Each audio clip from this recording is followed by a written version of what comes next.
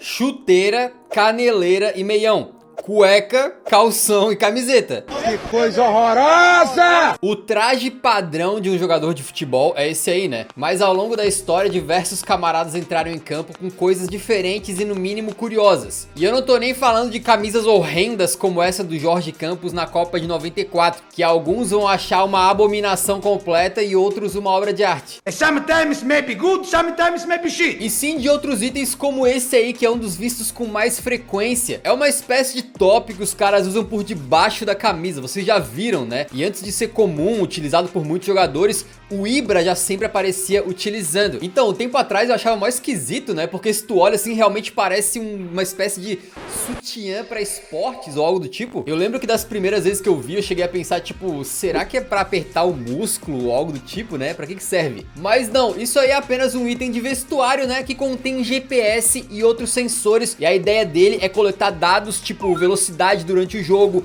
quantidade de piques que o jogador deu, a distância percorrida e por aí vai. E aí esses dados que são coletados até 1.200 vezes por segundo caem num programa lá todo certinho e servem para as equipes técnicas e médicas dos clubes ali acompanharem o desempenho do jogador, se as métricas estão dentro do esperado, né, dentro do que é saudável, e também tipo o quanto de esforço que o jogador foi submetido naquela partida. Isso ajuda a prevenir lesões e tal. Bem massa. E outra coisa que você já deve ter visto também recentemente são jogadores usando essa espécie de adesivo aí no pescoço, nas pernas, nos braços e tal. Esse adesivo chama fita cinesiológica e a explicação é mais fácil, né? Essas fitas ajudam a dar um suporte para a musculatura e facilitam a movimentação dos músculos. Aí os atletas usam em especial quando estão precisando de uma ajudinha ali com alguma lesão, ou estão com um incômodo que não é suficiente para tirar o cara do jogo, mas dói um pouco e tal. E parece que os estudos mostram que não tem como comprovar se existe de fato algum benefício esportivo ou de recuperação do uso dessas fitas aí, né? Talvez pouca coisa mesmo, então pode ser que funcione meio que como um placebo, ou o famoso mal não tá fazendo, então os caras usam, né? Outra coisa pra melhorar o desempenho em campo é usar um gancho na mão, como esse que o Raul Jimenez tá usando nessa foto, né? Com o gancho o jogador se protege melhor, né? Já que quando o zagueiro chega pra marcar, você pode ameaçar de arrancar os olhos dele.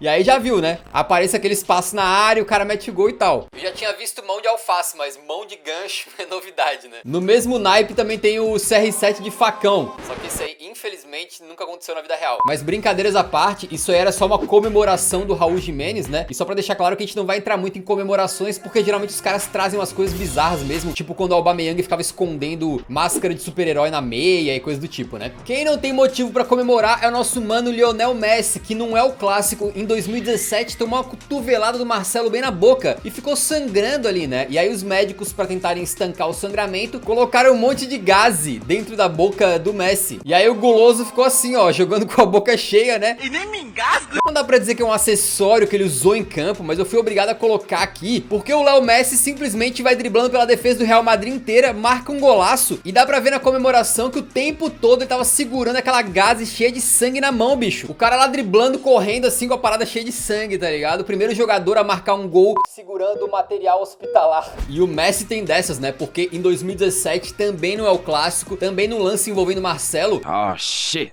Here we go again. O brasileiro pisa no tornozelo do argentino, né? E nisso a chuteira do Messi cai. Só que ele continua a jogada e acaba dando uma assistência com um pé sem chuteira, velho. E ainda nesse mesmo tema aí teve um caso absolutamente bizarro na Copa de 2022. O experiente canadense Hutchinson acabou tendo um sangramento no nariz e então ficou jogando simplesmente com um tampão enfiado ali. Para conter o sangramento, os médicos do Canadá simplesmente resolveram meter um OB, né, um absorvente interno, no nariz do cara. E bicho, o mais engraçado é ele correndo e aquela cordinha do OB balançando, cara. Pô, foi impossível levar esse jogo a sério com o cara correndo e um negócio enfiado ali, pô. Por falar em sangramento, numa partida contra o Osasuna, o Gavi, atenção, vem aí umas imagens que podem ser um pouquinho fortes se você tem o coração fraco pra ver sangue, tá? Sofreu uma cotovelada e a orelha do cara se rasgou inteirinha. Aí os médicos do Barça simplesmente grampearam a parada. E ele jogou o restante da partida assim, beleza? Com a orelha toda arrebentada e cheia de grampo. Bicho, tudo bem que a orelha é cartilagem, né? E dói menos e tal. Mas, pô, acharam que a orelha do guri era um trabalho de 10 laudas pra poder grampear dessa maneira, velho. E aí, tipo, acabou o jogo, tá lá o Barcelona comemorando a vitória. E dá pra ver claramente o Gavi comemorando também com a orelha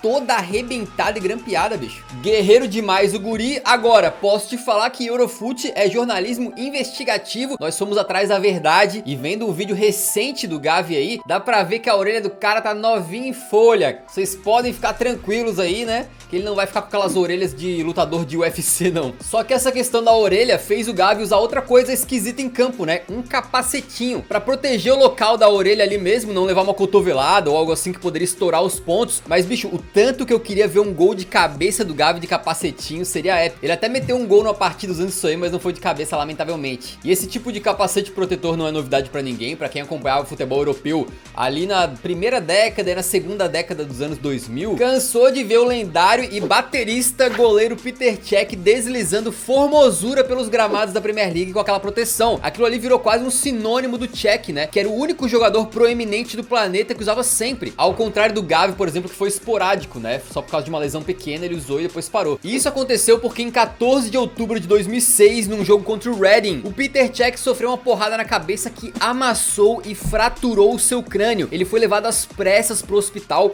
onde fez uma cirurgia de urgência e meteu 2 placas de metal na cabeça. 3 meses depois ele já conseguiria voltar a jogar, porém com aquele capacetinho de proteção que acabou acompanhando o cara durante toda a sua carreira. E fugindo um pouco do tema, mas uma história muito legal sobre esse caso é que nessa época o Cech perdeu a memória e ele disse que no hospital ele sequer conseguia se lembrar das coisas que os médicos tinham dito um dia antes, sacou? E que a memória dele só começou a voltar e as coisas retornaram ao normal quando os próprios companheiros de time dele do Chelsea foram visitar ele no hospital. E aí ele viu os caras e meio que a memória, pá, voltou. Maneiro, né? E o doido é que o Peter Cech se tornou então o segundo goleiro lendário a ficar marcado por um acessório na cabeça, né? Isso porque muito antes dele, o goleirão Lev Yashin, soviético, conhecido por revolucionar a posição de goleiro, ficou conhecido também por usar uma bela boina em campo, né? Uma dessas de vovô mesmo, ou dos malditos Peaky Blinders. Só que aparentemente o motivo do Yashin era só pra evitar o sol no olho mesmo, né? Que ele usava essa boina e também pra ficar estiloso, né? Porque o cara simplesmente foi único também por causa desse drip aí. Um dos melhores goleiros da história, um apelido foda, né? Ele era chamado de Aranha Negra e uma estileira Peaky Blinders. O Yashin realmente foi inigualável, né, cara? E também pra evitar o sol, a gente já viu vários goleiros usarem boné em campo. Um que usou muitas vezes foi o Joe Hart, ex-goleiro do City, né? E também o doidão Oliver Kahn, lenda do Bayern de Munique. E até que faz sentido, porque os outros jogadores de linha podem até se incomodar com o sol na cara uma vez ou outra, mas pro goleiro é literalmente uma questão assim de vida ou morte, ou pelo menos de fazer defesa ou tomar o gol, né? Porque se você vai defender e bater o sol no olho e você ficou, né, sem conseguir enxergar, já era, irmão. Só que aí fica a questão, se o goleiro defender uma bola com o boné, vale ou não?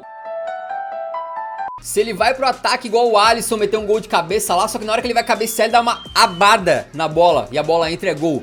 Vale? É infração, tiro indireto, o cara leva amarelo, o que que acontece, né? Agora voltando para as proteções, uma que a gente tem visto muito recentemente são alguns jogadores usando essa máscara tipo do Zorro, né, na cara, como o Osimhen do Napoli que tá sempre com ela. No caso dele, né, foi uma colisão com o Skriniar em 2021 que fez o nigeriano ter múltiplas fraturas na face, precisando de cirurgia, 3 placas e diversos parafusos para colocar tudo no lugar. Segundo ele, foi uma lesão de quase morte e passou dias sem conseguir nem comer nem dormir. Aí quando ele retorna, por indicação médica, ele tinha que jogar com a máscara, né, para proteger ali o rosto. Porém, isso já faz mais de 2 anos e ele continua usando a máscara. Parece que indicação médica não é mais. Talvez sim porque dá uma sensação extra de segurança, então o cara continua mesmo assim, né? Pô, mas eu acho mó da hora que cada vez que o Osimhen faz o gol, já é assim, batata, cara. Ele faz o gol na hora, leva a mão ao rosto, arranca a máscara e sai comemorando. Recentemente também usaram essa máscara aí, o Son, né, que fraturou um osso perto do olho. Inclusive, eu adoro essa foto aí dele jogando a máscara longe quando meteu um gol contra o Crystal Palace. Inclusive, ele chegou a jogar mascarado na Copa do Mundo também. E a máscara também agraciou aí as faces do Harry Kane, do Vardiol, do Aubameyang, do Fernando Torres e por aí vai. Outra lesão séria que acabou precisando de um acessório para proteger o local ali foi a do Roberto Firmino. E atenção, tem uma imagem bastante forte aí nos próximos 15 segundos, beleza? Num jogo contra o Tottenham, ele levou uma dedada e o dedo do Vertonghen entrou ali uns 3 metros, amigo, dentro do glóbulo ocular do Firminão. O negócio foi feio, mas logo depois ele já tava jogando de novo, inclusive pela Champions League. Poucos dias depois, ele tava metendo gol da vitória contra o PSG nos acréscimos e tal. Inclusive ele meteu aquela comemoração pirata, né? Onde ele faz assim, como se tivesse com o olho problemático ali. E isso acabou fazendo o Firmino também ter que usar um óculos protetor no treino, né? O Bruno Henrique já teve que usar óculos assim por um tempo, e o próprio Neymar novinho já usou também. E aí no caso do Firmino, a própria conta do Liverpool no Twitter lembrou: Edgar Davids voltou. Isso porque o Davids era um meia holandês que jogou muito nos anos 90 e 2000 e usou um óculos semelhante por muito tempo. Ele teve um glaucoma no olho direito, precisou fazer cirurgia, e a partir dali passou a trajar esse apetrecho que virou a sua marca registrada. E não só quando ele jogava não, tá? Vocês lembram na Copa de 2022, quando a Argentina ganha da Holanda e o Messi vai lá provocar o técnico Van Gaal, né, o holandês, e do lado dele tá quem? O próprio Edgar Davids, na época assistente técnico, de óculos também, mesmo que ele não tava jogando, tava só ali do lado do campo. Outros jogadores que também apareceram assim foram o Alexander Song nos seus tempos de West Ham e o Abate pelo Milan, e certamente devem ter outros aí, né? Tem um caso muito doido que a gente quase não tem imagens pra mostrar, mas tá no próprio site da FIFA, então deve ser realidade. Em 1938, num jogo contra a Hungria pela Copa do Mundo, o camarada Ashmad Navir da Indonésia, que na época chamava Índias Orientais Holandesas, usou um óculos que parece normal, tipo, parece um óculos de leitura, de vidro mesmo, saca? No jogo. Tem poucas fotos desse camarada, mas muito estilo. Agora eu vou te falar, que perigo, né, cara? Porque tu jogar de óculos assim, vai que tu leva uma bolada e quebra a lente. Pô, vidro quebrado do ladinho do teu olho ali. É complicado. Por falar em Copa do Mundo de 2022, todo mundo ficou surpreso quando viu o Koundé entrar em campo pela França pra pegar a Polônia, né? Usando uma correntinha.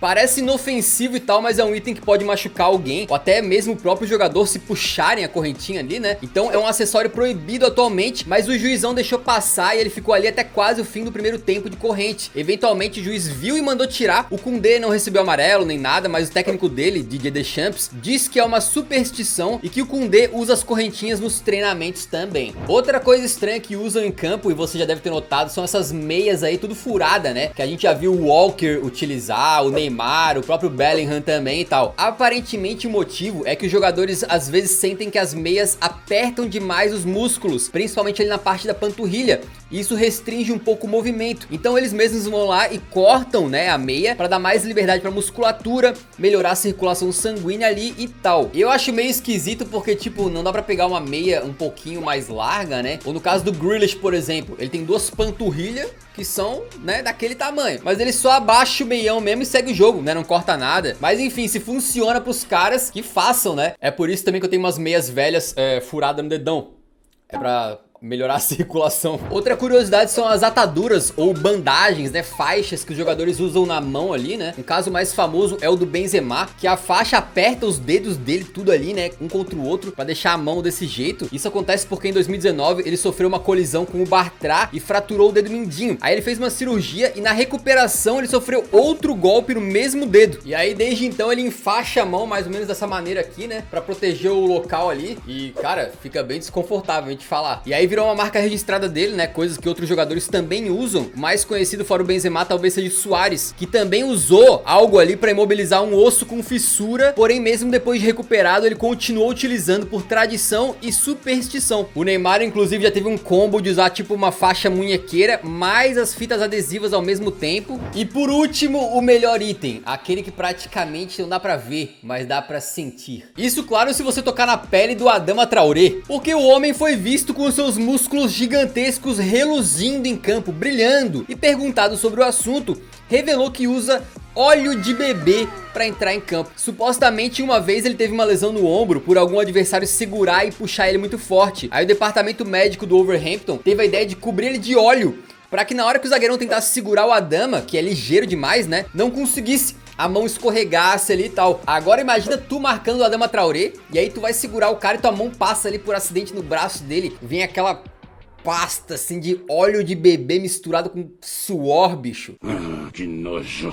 Mas uma pequena curiosidade é que, tipo, mesmo que ele esteja ali escorregadio, né, não dê pra segurar, tipo, meio que dá pra segurar pela camisa, talvez? Só que pensando bem pela camisa, o juiz consegue ver mais fácil, né, pra dar falta e tal, enfim, não sei. Mas enfim, se o óleo de bebê funciona pra ele, quem sou eu pra falar que ele não deve usar, né? O legal é que depois do jogo ele já pode sair diretamente lá pro Mr. Olímpia pra competir. Que mais, rapaziada? Bom, faixas de cabelo. Isso aí não tem muito mistério, né? Os caras botam ali a faixinha pra segurar a cabeleira. A única questão é que o Ronaldinho de faixa é superior a qualquer outro jogador. Mas touca de natação? Pô, touca de natação sim, né? Geralmente é quando o jogador sofre uma porrada na cabeça, os médicos enfaixam ali pra parar o sangramento e metem uma touquinha por volta, assim, pra segurar o curativo, né? Fica massa demais. Se liga no estilo aí do Benedetto nessa época do Marselha. E o Gustavo Gomes também ficou maneiraço aí pelo Palmeiras. Só que aí, beleza, touquinha de natação, ficou legal, né? Porém, o Corluka, croata, na Eurocopa de 2016, meteram nele ali uma touquinha de polo aquático. E pô, meu irmão, falar real mesmo que ficou horrendo, né? Era uma coisa mais ou menos tipo essa aqui assim, só que a dele ficou parecendo que ele tava fantasiado de Kiko do Chaves, né, bicho? Outra coisa que não é futebol europeu, mas foi muito marcante pra alguns aí, então eu vou falar, né? Foi quando o Copete do Santos teve um acidente doméstico em que a panela de pressão explodiu em cima dele. E aí ele tava todo enfaixado, todo queimado, e mesmo assim meteu um hat-trick pra cima do São Paulo. E também não poderíamos deixar de falar aqui do goleiro de calça, né? É uma entidade especial do futebol. Eu lembro muito do Kirali, né? Goleirão da Hungria, que, pô, bicho, ele sempre jogava de calça e isso aí muda o patamar do goleiro, né? Não tem jeito. Só de entrar no campo de calça, os adversários já tremem e o goleiro já começa a partida com nota 9 no SofaScore. Qual que é a paradinha mais bizarra que você já viu aí alguém utilizar dentro de campo? Deixa aí nos comentários, beleza? E eu espero que vocês tenham curtido o vídeo. Se curtiu, deixa o like antes de sair, que ajuda muito a divulgar o vídeo do canal pra mais gente. Nos vemos no próximo, então, um grande abraço. Falou!